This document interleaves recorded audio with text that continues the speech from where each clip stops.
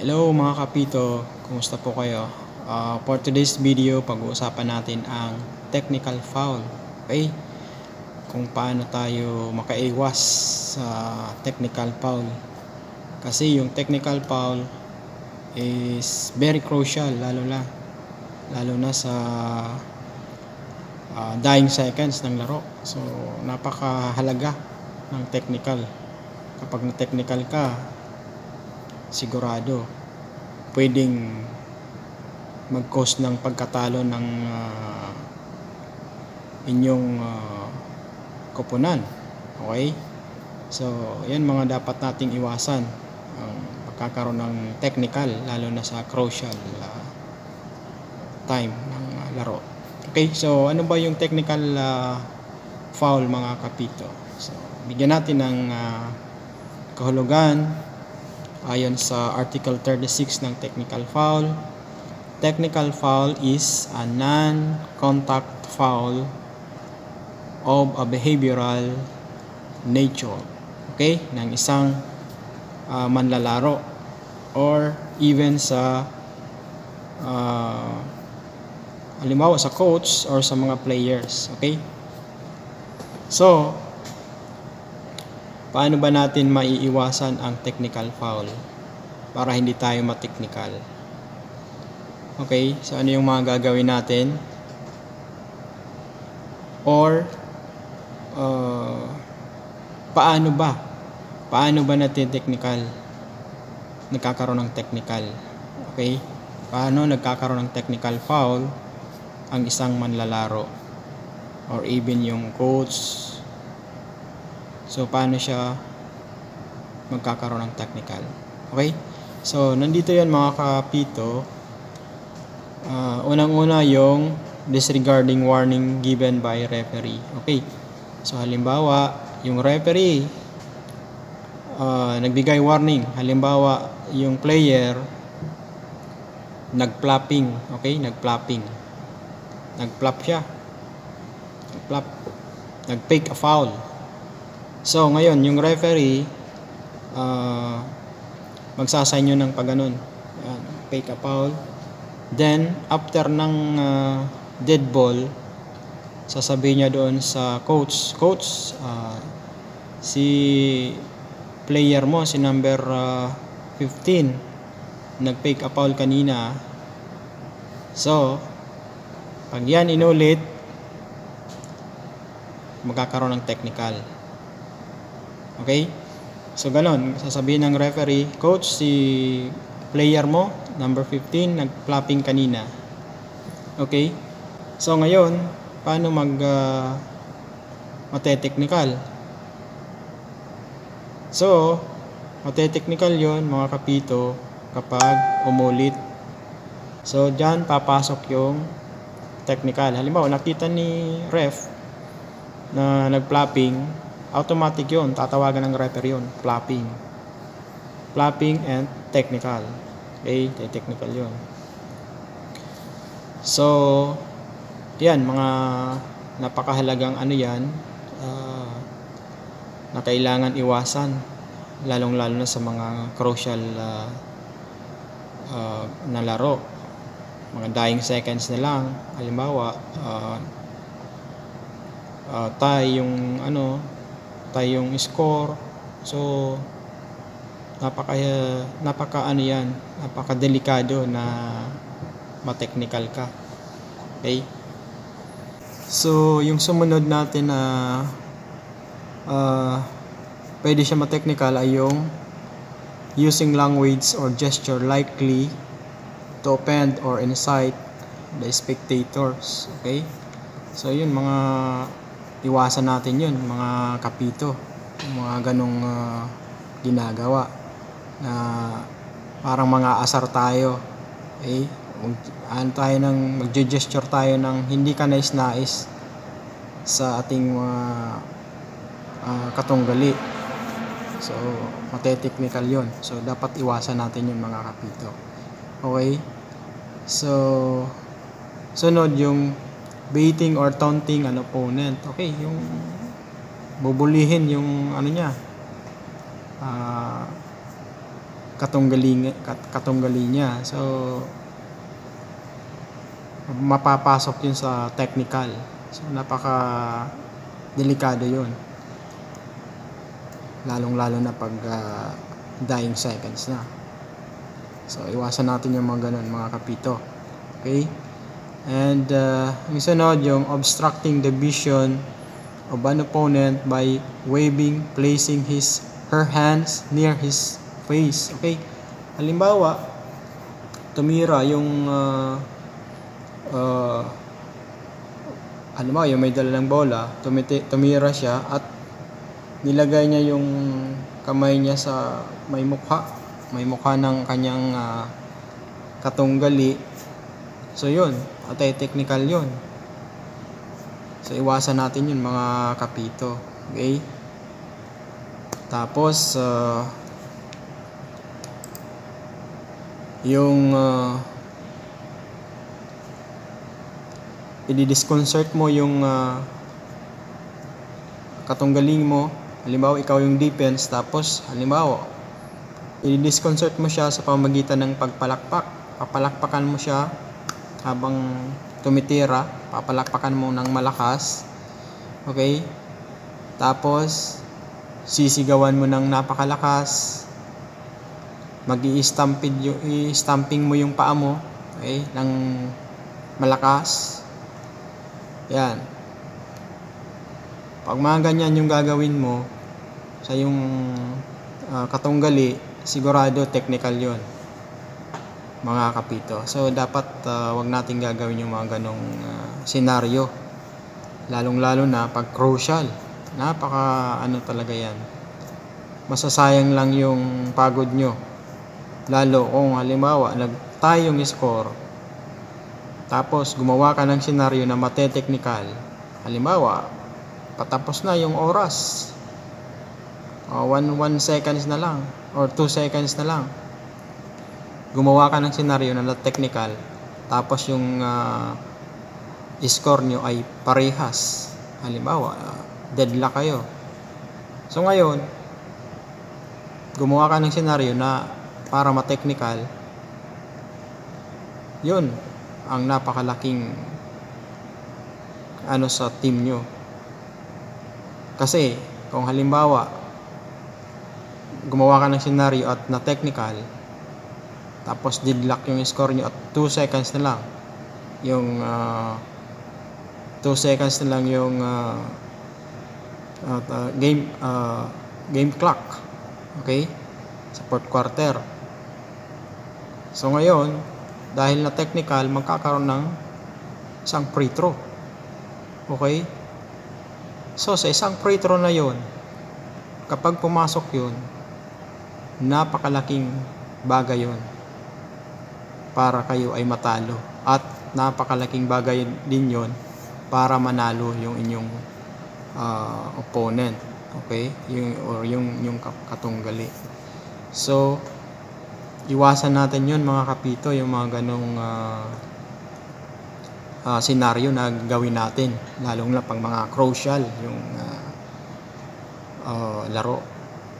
Okay?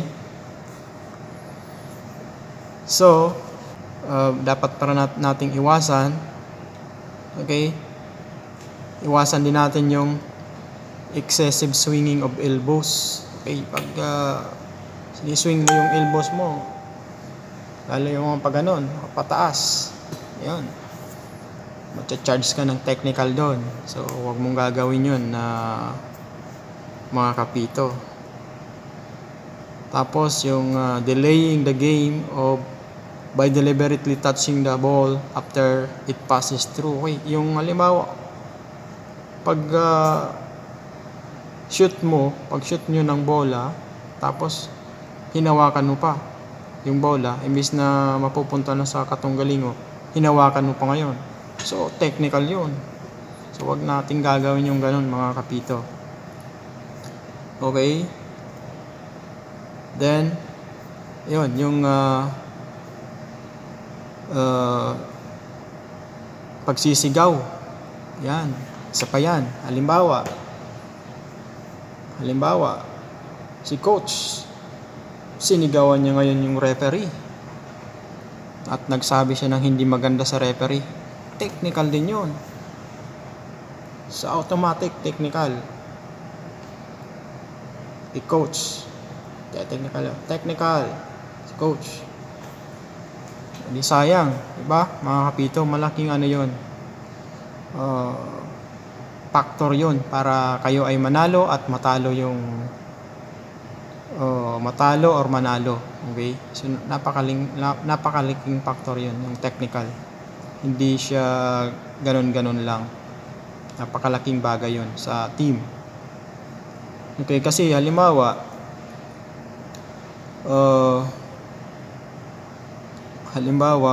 yung player naman sinabihan yung referee na hindi maganda din, narinig ng referee, technicalin siya ngayon ng referee. So ganun din, malaking bagay din yun sa team nyo, okay, or sa isang team na matatalo kayo dahil sa ginawa nyo na technical foul. Okay, so sayang, di ba? Sayang ng effort nyo, sayang ng pagod nyo sa team. Tapos sa bandang huli, na technical lang kayo dahil sa ginawa nyong hindi ka nais-nais. Okay? O hindi ka nararapat na gawin na matcha-charge siya ng technical foul. So, iwasan natin yun mga kapito. Okay? Pag na-technical ka ng dalawa, disqualified ka na, so out of the game. So sayang, di ba? E paano kung star player ka, technical ka, di wala. Sayang. Okay, so ano pang mga bagay yung pwedeng ma-technical, mga kapito? Meron pa yung halimbawa sobra yung player, instead ni 5 players lang ang nasa court, sa halimbawa sa team A naging 6 player. So ngayon pag nasa laro na at hindi napansin at live ball na, nako, technical na naman yun mga kapito.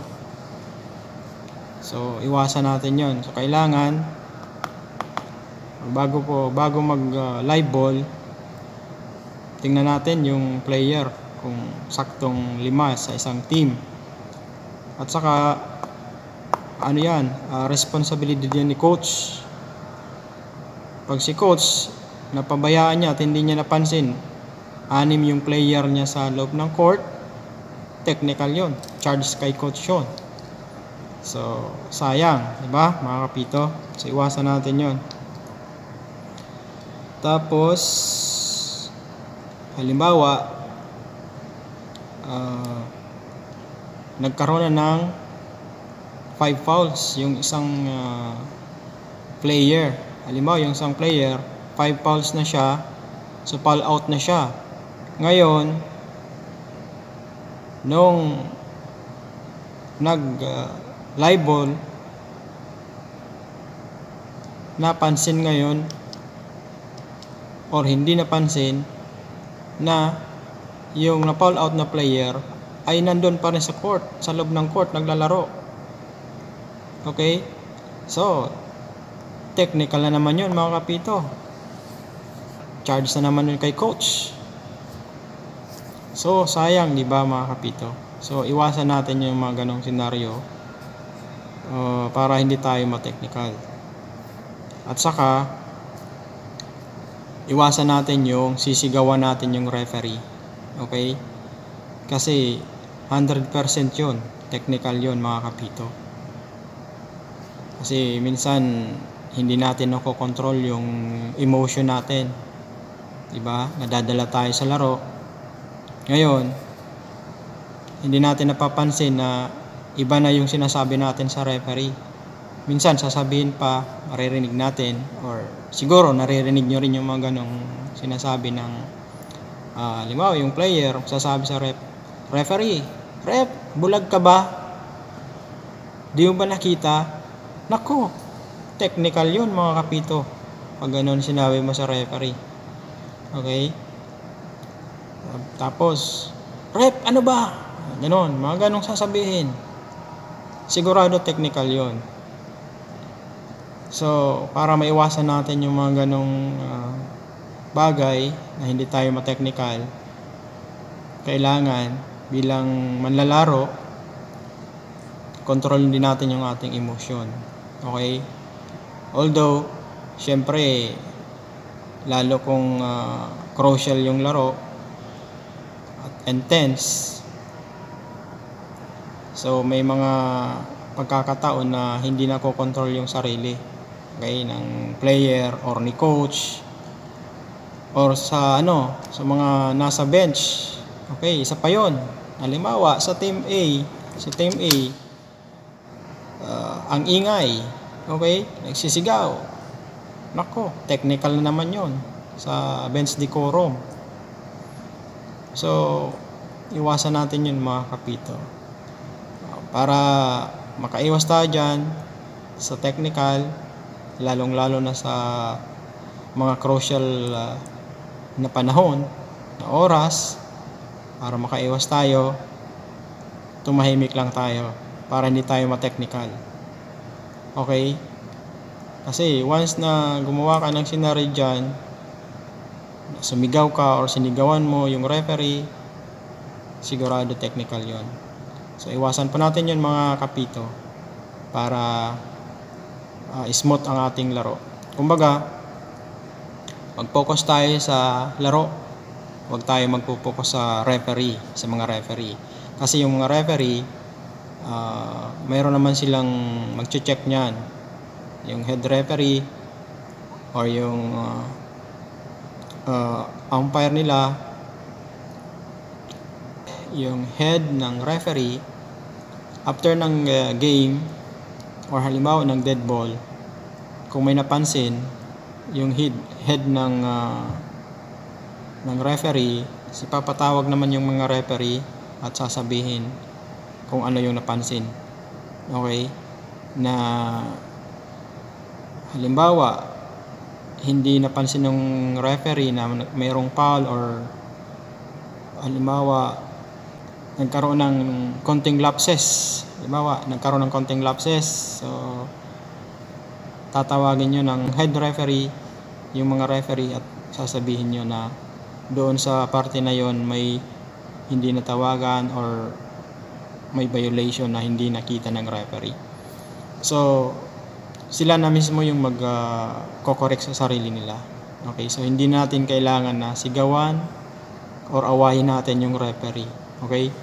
So, para hindi tayo ma-technical.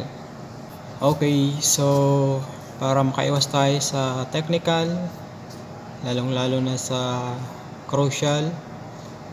Okay, so tahimik lang tayo sa bench or si coach. At kung mayroon kayong gustong sabihin, halimbawa sa referee, so pag dead ball ng pag nahinto yung laro, pwede nyo i-approach sa ref at pwede nyo tanungin kung ano yung senaryo na yon, bakit ganon. So ipapaliwanag sa inyo ni ref yun para maintindihan nyo rin at para hindi magkaroon ng technical. So kakausapin nyo si ref ng mahinahon, ng maayos. Hindi kailangan sumigaw or sigawan or murahin si ref, kasi hindi kayo magkakaintindihan kapag ganyan mga kapito. Okay, so at saka kung mayroon namang palagay natin, kasi wala namang perfecto mga kapito, maging sino man, maging referee or anumang trabaho natin, walang perfecto. Isa lang yung perfecto, yung Diyos lang. Okay? So, siyempre minsan may mga hindi na kikita ng referee, napapansin na nagkakaroon ng lapses, halimbawa. So, ipaubayan natin yun sa referee. Kasi meron silang head referee or nandyan yung nakaantabay sa kanila at tinitingnan yung officiating nila. So halimbawa kung may napansin na lapses doon sa senaryo na hindi natawagan halimbawa na ref, so hayaan nyo na lang mga kapito na yung head referee na lang yung sasabi doon sa mga referee na nasa court. Okay? So para makaiwas tayo sa technical foul. So maraming salamat mga kapito sa patuloy niyong panonood at huwag niyong kakalimutan din i-share ang ating video para maabot natin ang ating mga